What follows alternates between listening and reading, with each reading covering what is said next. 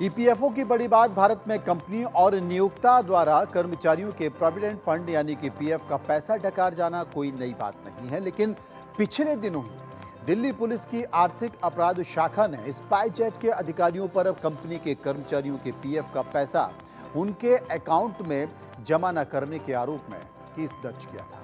PF का पैसा कंपनियों द्वारा डकारे जाने की इसी प्रवृत्ति का लगाम लगाने को अब ईपीएफओ जल्द ही एक नई व्यवस्था करने जा रहा है। इसके तहत ईपीएफ अकाउंट में पैसा जमा होते ही पीएफ से इसकी जानकारी रियल टाइम कर्मचारी के पास पहुंच जाएगी। अगर किसी महीने उसके पास एसएमएस नहीं आता है तो उसे यह पता चल जाएगा कि पीएफ के पैसे में कंपनी गोलमाल कर रही है। पीएफ का पैसा कर्मचारी के पीएफ अकाउंट में जमा हो रहा है या फिर नहीं हो रहा है, इसकी जानकारी अधिकतर कर्मचारियों को होती नहीं है। हालांकि वे कई तरीकों से अपने पीएफ का बैलेंस तो जान सकते हैं, लेकिन अभी तक रियल टाइम में पीएफ जमा करने की स्थिति बताने का कोई भी तरीका नहीं आया है।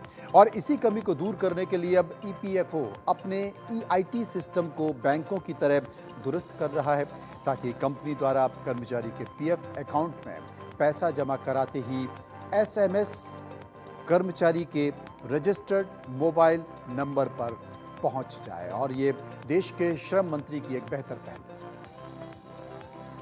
तो कुल मिलाकर आपको ग्राफिक के जरिए और विस्तार से समझाता हूं तो आप ज्यादा बेहतर तरीके से समझ सकते हैं कि ईपीएफओ का नया मेगा प्लान क्या है और कैसे कर्मचारियों को यह सुविधा मिल पाएगी।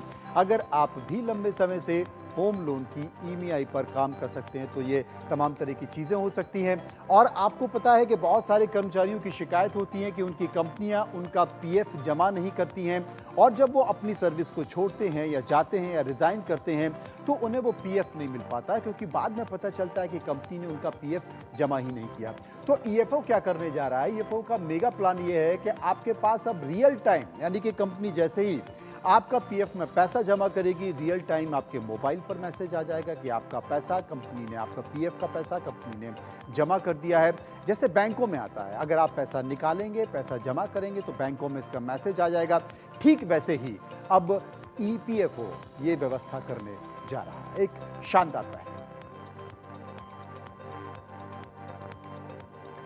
एक और बड़ी खबर जो कि आपसे जुड़ी हुई, आपकी सुविधा से जुड़ी है। अगर आप भी लंबे समय से होम लोन की ईएमआई कम होने का इंतजार कर रहे हैं तो आरबीआई ने आपको फिर से निराश कर दिया है, क्योंकि आप इस सुविधा का बेसब्री से इंतजार करते हैं।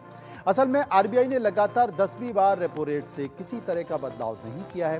केंद्रीय बैंक ने रेपो रेट को 6.5% पर ही बरकरार रखा है। आरबीआई की तरफ से आखिरी बार फरवरी 2023 में रेपो रेट बढ़ाकर 6.5% किया गया था। आरबीआई की तरफ से रेपो रेट नहीं बदलने का फैसला लिए जाने के बाद सस्ते होम लोन, पर्सनल लोन या फिर कार लोन का इंतजार करने वालों को बड़ा झटका लगा है। इसके पहले सितंबर के महीने में फेड रिजर्व की तरफ से ब्याज दर में 50 बेसिस पॉइंट की कटौती किए जाने के बाद भी आरबीआई के ऊपर भी ब्याज दर नीचे लाने का दबाव बढ़ गया था। हालांकि कुछ जानकार दिसंबर में होने वाली एमपीसी में ब्याज दर की कटौती की उम्मीद कर रहे हैं। लेकिन आपको बता दें कि केंद्रीय बैंक की तरफ से हर साल 6 बार मॉनेटरी पॉलिसी की मीटिंग होती है। वित्त वर्ष 2024-25 की ये तीसरी एमपीसी की बैठक थी और इस मीटिंग में रिजर्व बैंक की तरफ से महंगाई दर को ध्यान में रखकर रेपो रेट की समीक्षा की जाती है। और इस पर किसी भी प्रकार का फैसला लेने के पहले आरबीआई डिमांड, सप्लाई, इन्फ्लेशन और क्रेडिट जैसी कई फैक्टर्स की योजना को ध्यान में रखता है।